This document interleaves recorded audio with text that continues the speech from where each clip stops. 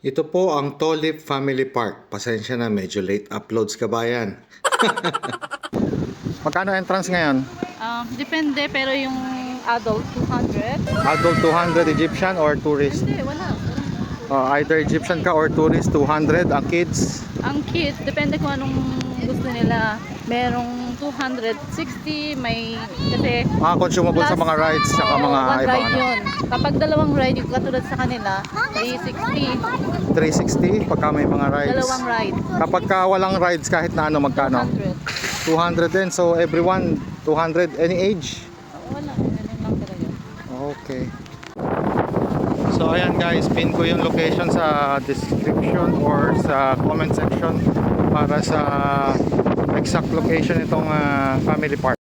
So yun nga mga kabayan, ito po ang Tolip Family Park. Ito po ay nasa New Cairo, medyo malayo po ito sa Maadi. At ito po ang isa sa mga pinaka-favorite kong puntahan dahil perfect nga po ito para sa family bonding or para sa mga magtotropa. So yun, pag nagbayad po kayo, pakicheck na lang kung meron kayong 4 years old below na bata kung free. Yun po yung parang pagkakaalam namin eh. So 200 per person, it's either bata, 4 years old pataas. Any nationality, it's 200 Egyptian pounds without rides. Pag may 2 rides na additional, it is 360. Yun po yung pagkakaalam natin. Well, ang mga dahilan kung bakit paborito ko po ang park na to ay halos kumpleto. Meron siyang mini zoo, may playground, may mga rides kung saan talagang mag-i-enjoy yung mga bata. Pwede ka pang magpakain ng mga alaga nilang giraffe dito at kung ano-ano pa. Well, ang kaibahan kasi nito sa mall, yung mga bata malayang makakapaglaro sa damuhan. Alam mo yun, parang wala masyadong iniintindi na puro gadgets. Alam mo yun, maganda rin lumalabas yung mga bata nang hindi sila naboboring. At may iwasan din nilang gumawa ng mga kung ano-ano lang na hindi naman importante at hindi ka pakipakinabang para sa kanila. So para may idea naman kayo para sa itsura ng mini zoo, bigyan ko kayo ng konting tour. May lioness Jadlods, kaya lang katulad ng dating gawi, puyat na naman sila.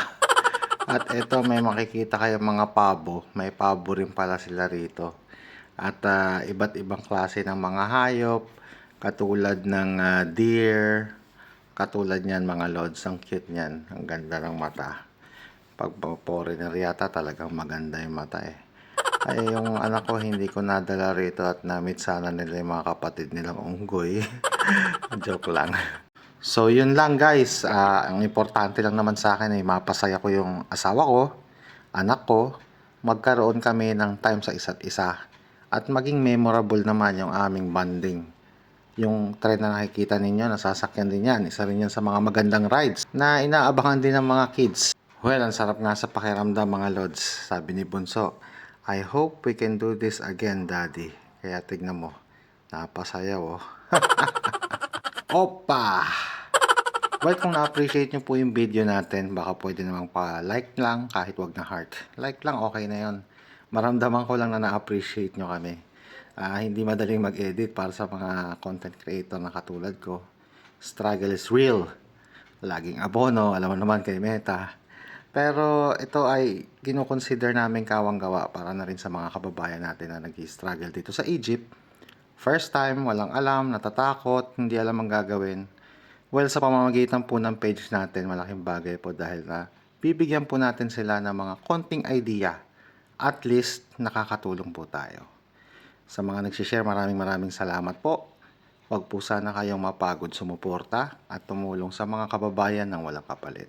Huwag pong kalimutan i-check sa comment section yung link ng location ng lugar na ito. At muli po, maraming salamat kabayan. Para sa mga bago rito, ito po ang inyong lingkod, Pinoy sa Cairo, Egypt. See you on our next video. Bye!